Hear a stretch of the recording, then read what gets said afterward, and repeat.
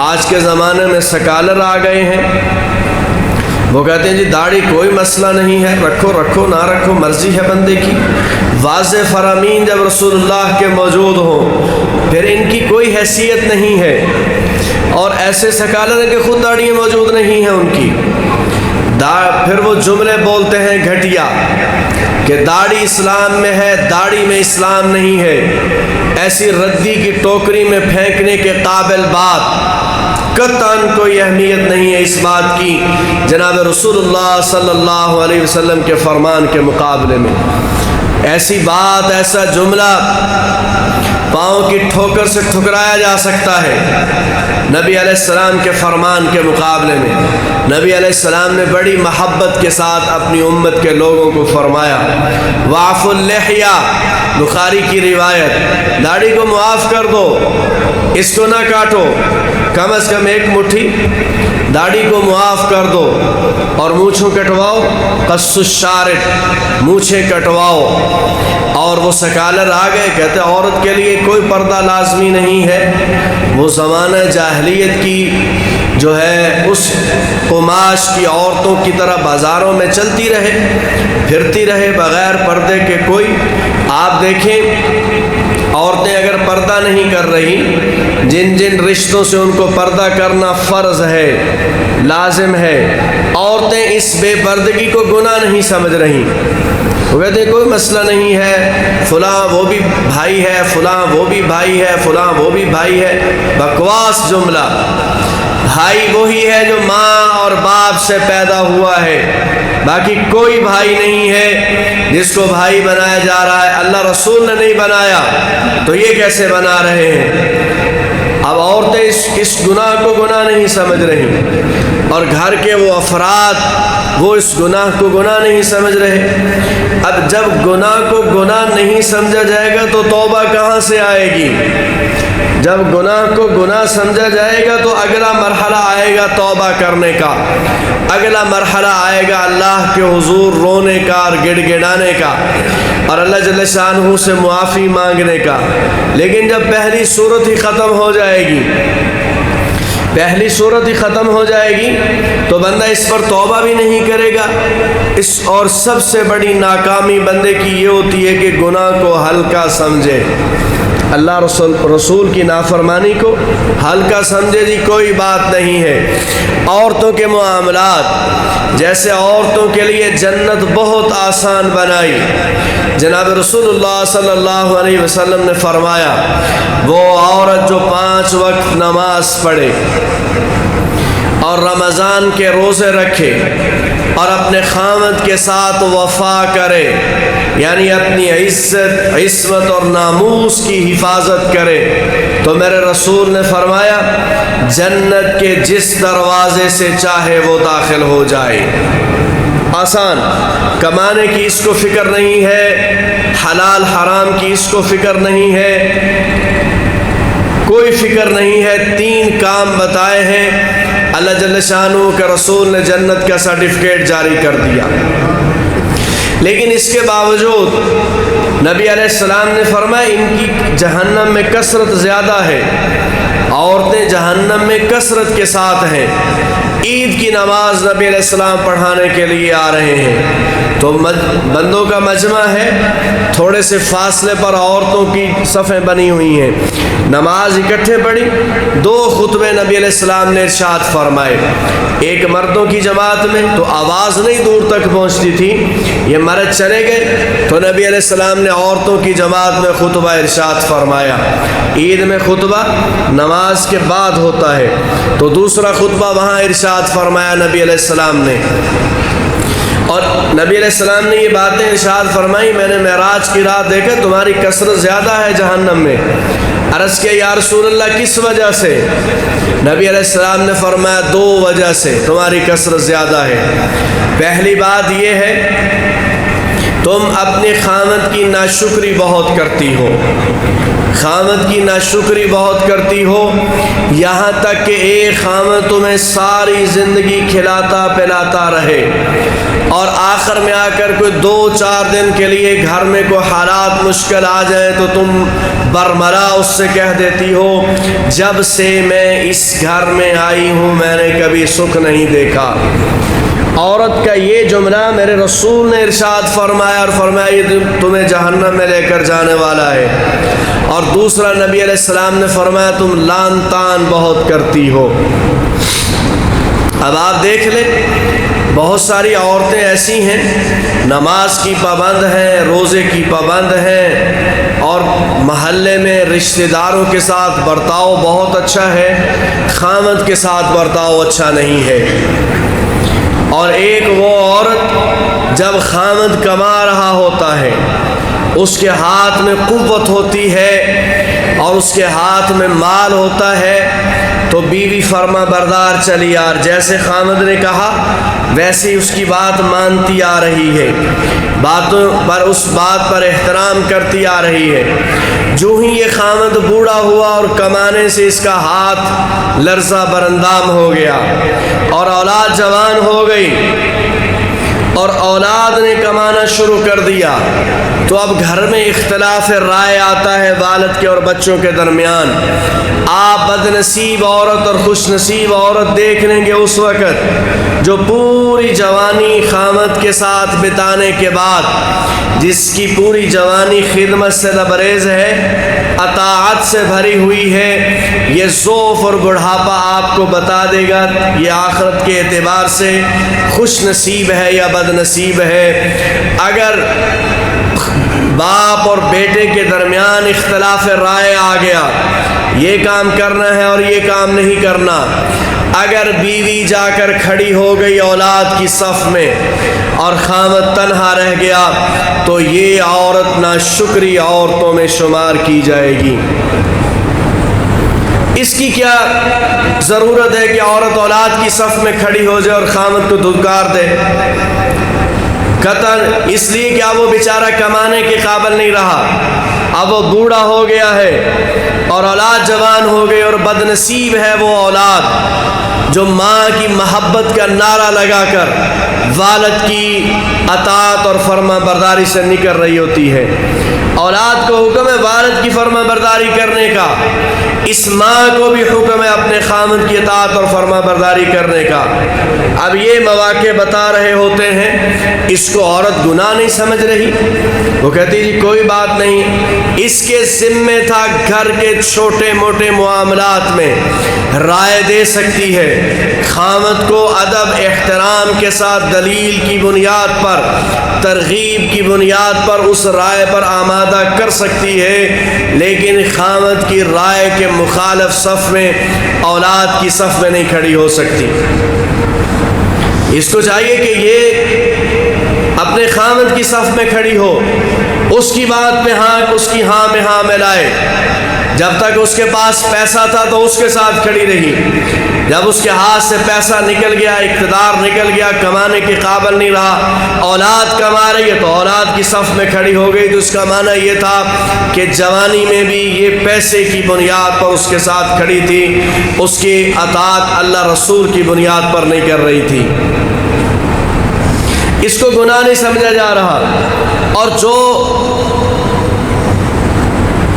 جو اولاد جو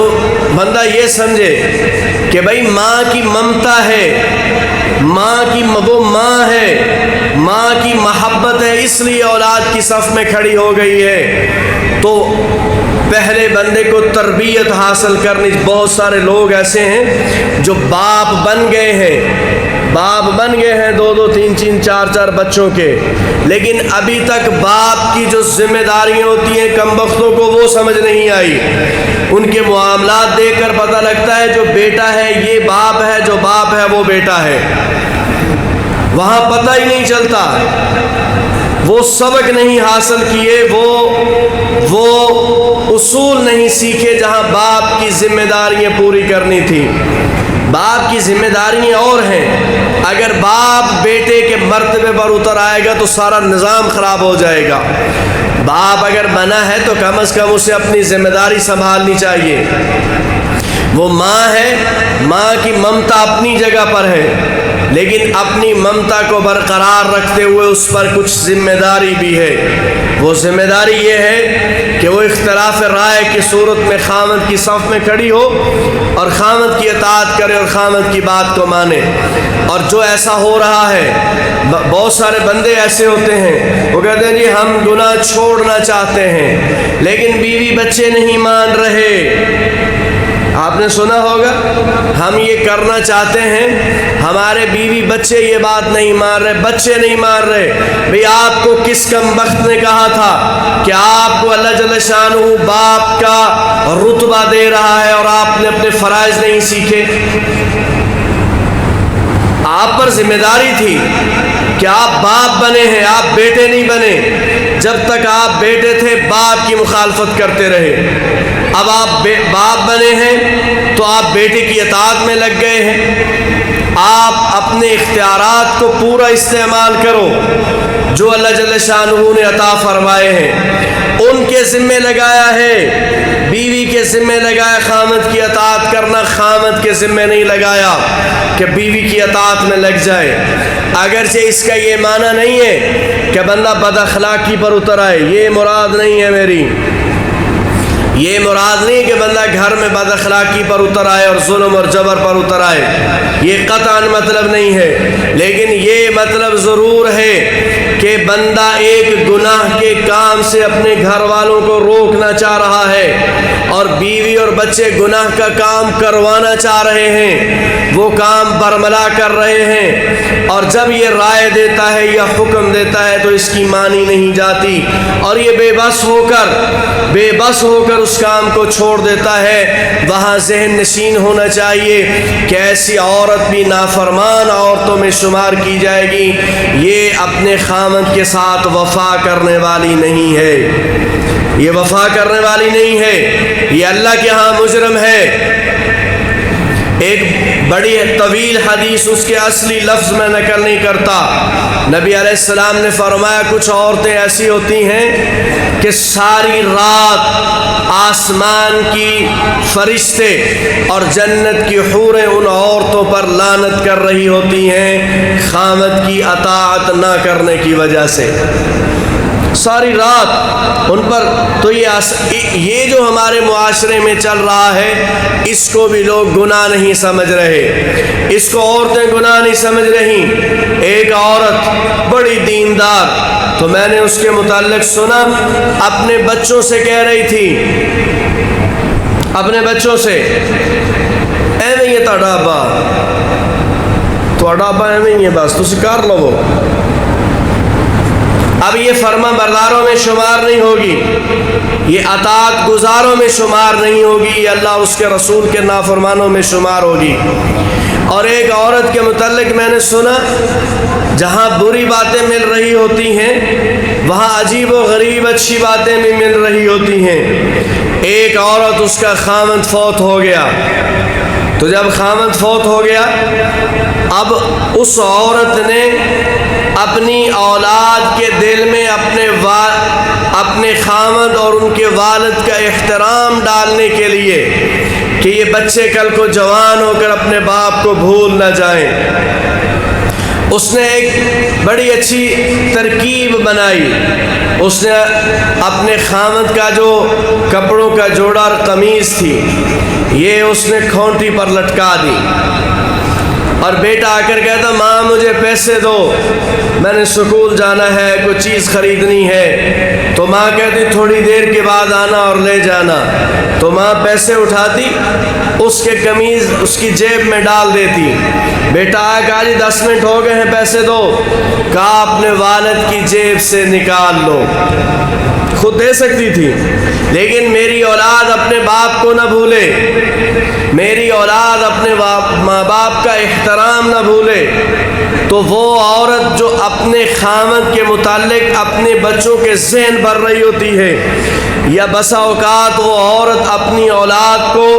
ان کے باپ کے مقابلے میں لا کر کھڑا کر رہی ہوتی ہے، یقیناً اللہ جل شانہ کی پسندیدہ عورت نہیں ہو سکتی۔ اس کا شمار نافرمانوں میں ہوگا، اس کا شمار جو ہے ان عورتوں میں ہوگا جن پر اللہ جل شانہ کی لعنت برستی ہے۔ ہمارے معاشرے میں اس کو گناہ نہیں سمجھا جا رہا، اس کو اچھا سمجھا جا رہا ہے کہ آج اس نے سارا کنٹرول حاصل کر لیا گھر کا، اور بد نصیب ہیں وہ گھر والے جن کے فیصلے مرد نہیں کرتے، ان کے فیصلے عورتیں کرتی ہیں۔ اللہ جل شانہ نے اس کو ناقص العقل بنایا ہے، کامل العقل نہیں بنایا۔ ہمارے تو خیر پنجاب کے فیصلے بھی عورتیں کر رہی ہیں، ہم تو بھاگ ہی نہیں سکتے کسی صورت بھی، لیکن جن گھروں میں نبی علیہ السلام نے فرمایا وہ قوم کبھی بھی راہ راست کو حاصل نہیں کر سکتی جس کے فیصلے عورتیں کر رہی ہوں، اللہ قلیل سمجھدار ہوتی ہیں، ورنہ اللہ جل شانہ نے الرجال قوامون علی النساء، مردوں کو بنایا ہے فیصلہ کرنے والے۔ جہاں فیصلے عورتیں کرتی ہوں، مرد فیصلہ کر کے آئیں اور عورتیں فیصلے ٹھکرا دیں ان کے، وہ قوم وہ گھرانہ کبھی بھی ترقی نہیں پا سکتا، اور وہ مرد بھی اللہ کا پسندیدہ نہیں ہے۔ جو کہا جی میرے گھر والے نہیں مان رہے، میرے بچے نہیں مان رہے، وہ مرد بھی اللہ کا پسندیدہ نہیں ہے، اللہ جل شانہ کے ہاں ناپسندیدہ ہے۔ اور 20 مثالیں معاشرے میں موجود ہیں، ایسے لوگ جن کو اللہ نے مال عطا فرمایا، اقتدار عطا فرمایا، اولاد عطا فرمائی، اور ان لوگوں نے وہ مال، اقتدار، پراپرٹیاں اور دیگر چیزیں عورتوں کے سپرد کر دی، اللہ جل شانہ نے ان کو ذلت کی موت دی ہے۔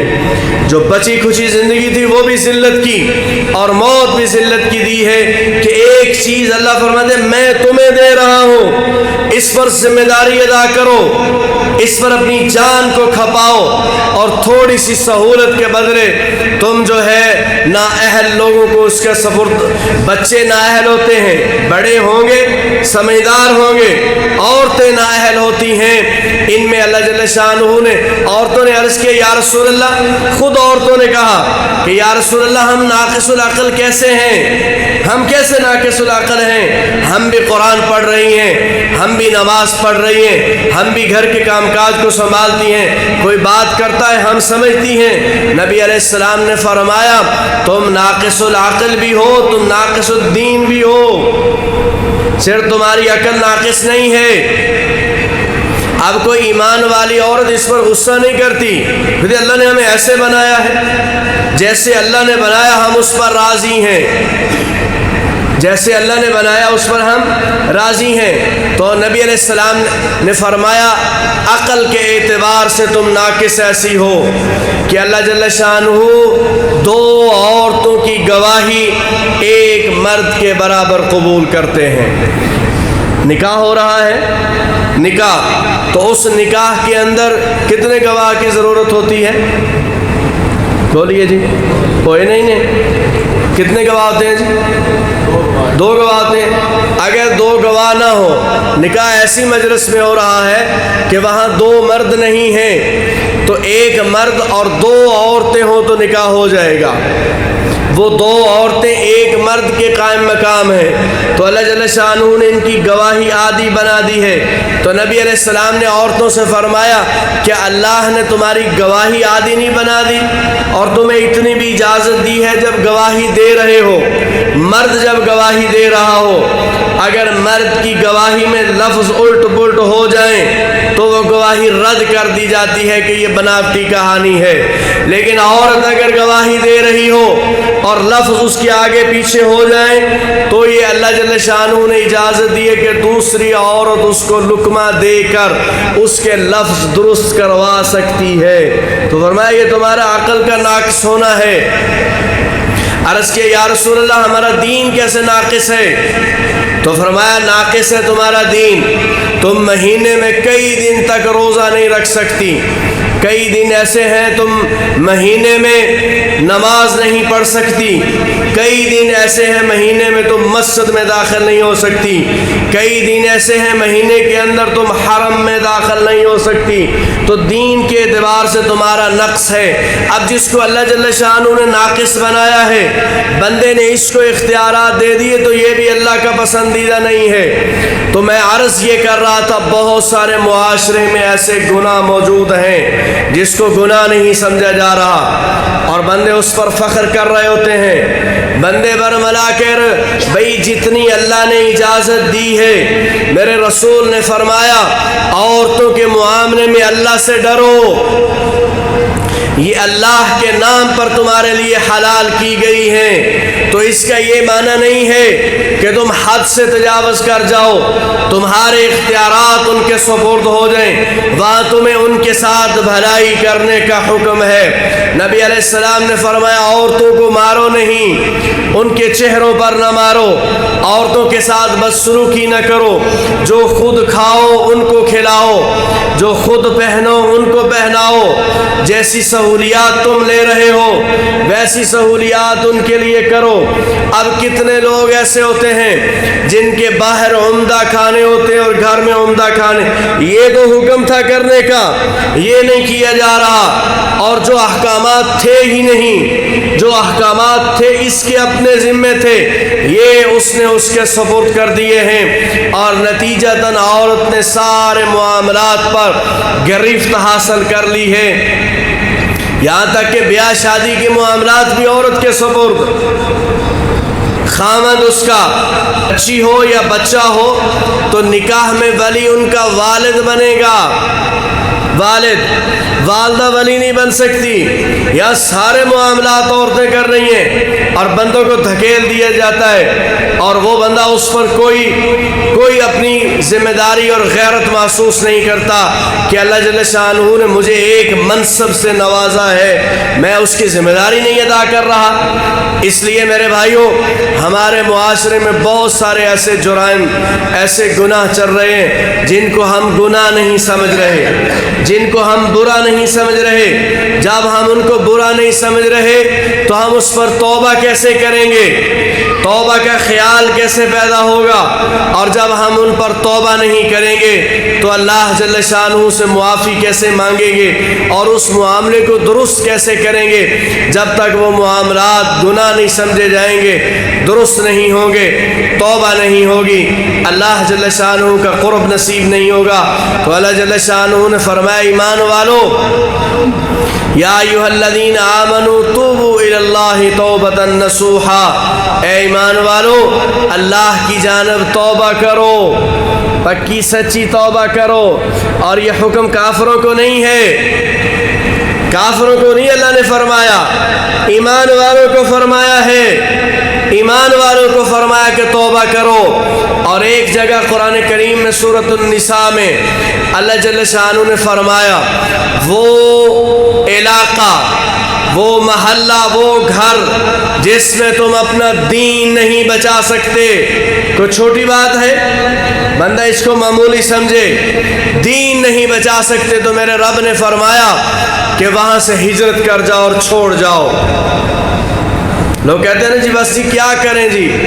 بس جی کیا کریں جی، معاشرہ ہی ایسا ہے، محلہ ہی ایسا ہے۔ یاد رکھنا برائی